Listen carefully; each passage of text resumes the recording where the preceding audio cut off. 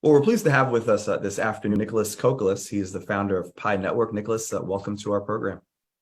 Thank you very much for having me. I'd like to begin with, kind of your thought as to what is it about Pi Network, if you had to explain it to a novice, that makes it unique and advantageous for crypto investors, crypto miners. What's unique about it? Thanks for this question, Dorian. So Pi is really accessible to everyone out there. People can mine it by themselves using their mobile phones. So as long as you have a mobile device, you can participate. And then once you have mined it, and eventually, especially when we migrate everyone to the mainnet, which we can talk about it later, then you can use that currency to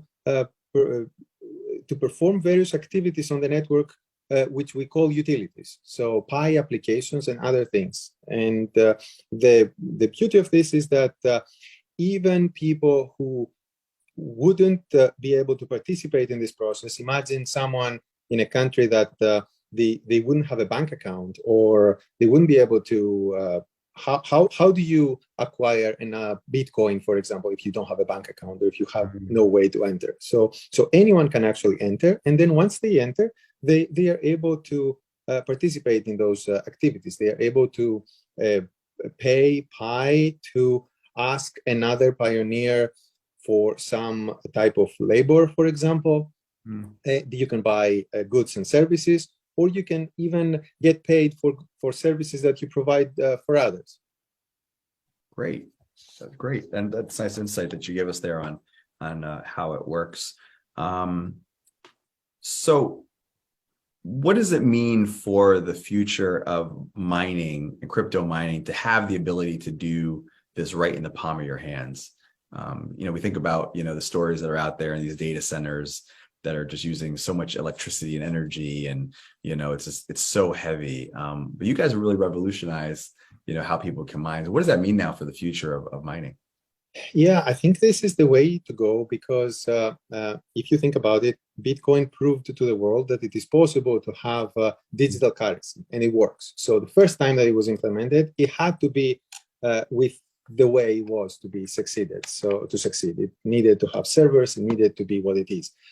No matter how we started, now the world operates mobile. We are living in 2000, it's not 2009 anymore, it's 2022, and we're going to the future. So more and more people have exclusively mobile phones, and they don't have computers, or they're using their iPads and their mobile devices rather than. So if you were by saying that you have to exclude all those people from the process, then you're already making something very restrictive. So I think that it is the future, and I believe that even all blockchains are thinking towards that direction. Great. Have you raised funding, and how do you guys make money? Yeah, one important thing to know about Pi is that we avoided from the very beginning, and the easy way of making money by selling the coin through those ICOs that happened in the crypto space. So Pi has never raised has never sold any coins for many years now. We've been operating for 3.5 years, and this is an important aspect. We actually feel this is more natural, because usually for companies, they may be operating and creating utility and creating their business for several years before they can go on an IPO, and then all of a sudden having this unnatural early influx of cash can create unnatural results as well, with what we have seen in happening with other news lately that have been communicated. And in terms of Pi, we bootstrapped as much as we could, and eventually raised some money as part of a traditional Silicon Valley startup from private investors. Got you. So where do you want to take the company? What's ahead on the road of development, and what users can see in terms of the experience in the next year to 18 months, let's say? Well, the goal is to have a very useful, widely accessible cryptocurrency that can allow a lot of people to be able to take advantage of the new utilities of blockchain. And by that, I mean there is a lot of innovation that happens with smart money. So once money can have, some people call it smart contracts. There's multiple ways to think about it, but it's the first time in the world where you can have things like micro escrows or micro payments or other things that essentially creating a new era of possibilities in the world. So Pi is combining those facilities along with a large network of people participating to create something useful for the world.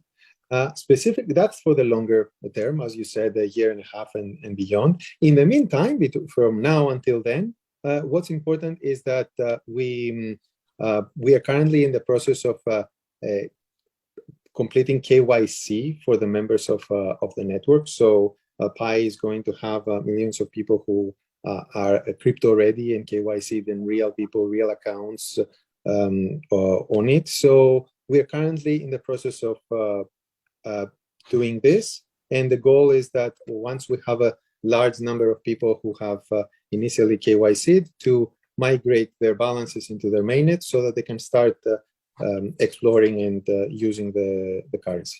Gotcha. Final question. We've just seen really an implosion in the cryptocurrency market, as we've seen in the regular, equity markets. Are you concerned about what you're seeing just broadly in the crypto space? And actually, is it good? Is it clearing out kind of the bad apples in the industry that and then allowing it to kind of move forward in a better place? What are your thoughts on that?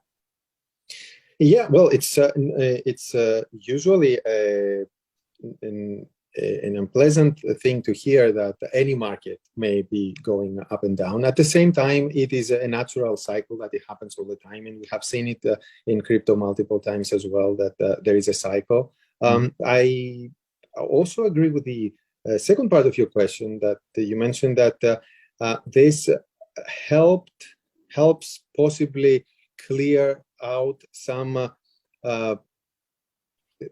activities that may be happening with the wrong incentives. So things that are more less of pointing towards something useful, but more leading the world towards, let's say, games, financial games that they can trick people. That clears out the landscape. But overall, for Pi, as I mentioned earlier, we never sold Pi to any person. So there's no one who can be sad that the down cycle is here right now, because no one bought it at a higher price and now it's a lower price because no one could buy it to begin with. So essentially, to the Pi network, the way that the currency is used hasn't really been affected by the external market at all. Because I can give you an example. Right now, people are spending 1 Pi to request to be KYC'd by the network. This 1 Pi, and everybody is paying 1 Pi. This 1 Pi is pooled and then distributed to some human validators, other people in the network who are helping complete the validation. So there's a pool of Pi that is then being paid out to the validators. So within the Pi network, before the crash, people were paying 1 Pi. During the crash, they were still paying 1 Pi, and after the crash, they're still paying 1 Pi, and they're getting paid the same amount that the validators they would. So there was completely no effect at the moment. So now in the future, of course, we all live in a connected world, right? And we don't necessarily, it's not necessarily always going to be living in a vacuum, but that's the current situation. So what's a Pi worth? I'm curious.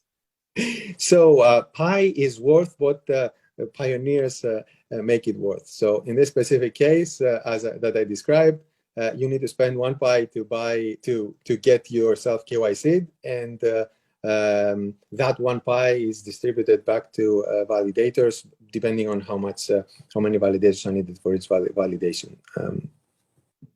Great. Well, Nicholas Kokkalis, Yeah. we're grateful to have you with us today. Thank you so much for your time. Thank you. All right.